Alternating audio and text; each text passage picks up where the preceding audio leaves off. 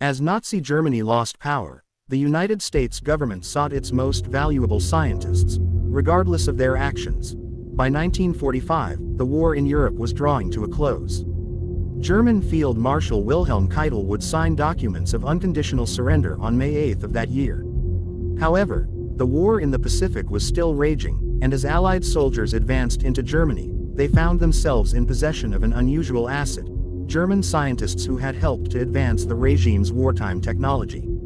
These scientists were considered strategically valuable, and America wanted to harness their knowledge not just to help bring victory in the Pacific but also to bolster post-war scientific research and prevent the scientists from emigrating to countries that had remained neutral during the war, or to areas now controlled by Soviet forces. Hence, Operation Paperclip was born. President Harry S. Truman officially approved what was actually called Project Paperclip in a secret directive which circulated in 1946.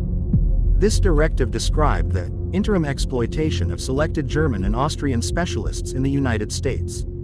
Specifically, Project Paperclip was after scientists, especially those who had worked on aircraft, rockets, and missiles. Its official objective, according to National Air and Space Museum, was to bring these experts to the United States for 6 months to a year to help America in the war against Japan. However, by the time Paperclip officially began, that war had already ended following the United States deploying 2 atomic bombs against Hiroshima and Nagasaki. So, what began as a short-term advisory project quickly evolved into a program of permanent immigration. The ultimate goal of Project Paperclip was to strengthen the post-war technological boom that the United States was already enjoying and ensure that these strategic mines were not lost to potential rival nations. Though the Cold War had yet to truly begin, the tensions which would lead to it were already in place. Much of the early project focused on pulling German and Austrian scientists from regions that would soon fall under control of Soviet forces. Many of Project Paperclip's scientists and engineers had Nazi records, which were seen as an inconvenient problem by the project's administrators, according to the National Air and Space Museum. The simple truth is that roughly half of the specialists brought into the United States during the early part of Project Paperclip had been members of the Nazi Party, a few of them leaders of the party or members of the SS or SA with extensive party records.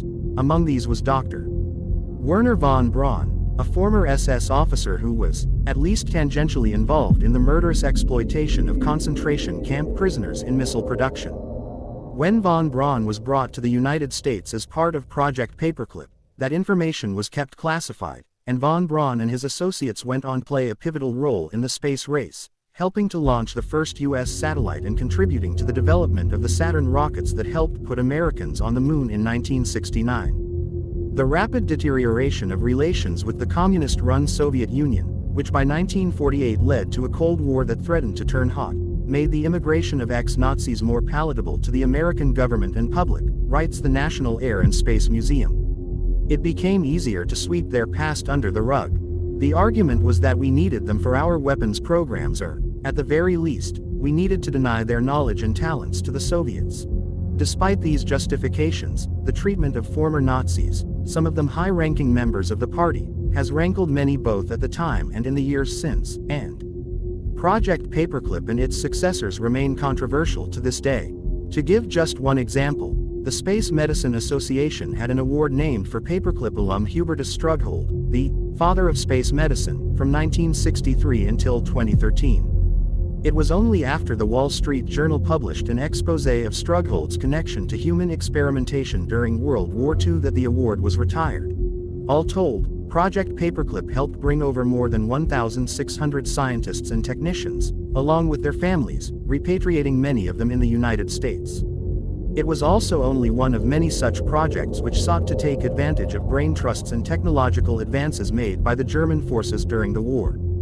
The total value of the contributions made by Paperclip scientists has been estimated at over $10 billion in patents and industrial processes, while Paperclip alumni have received some of the highest awards in the land and played instrumental roles in a number of major industries and technological sectors.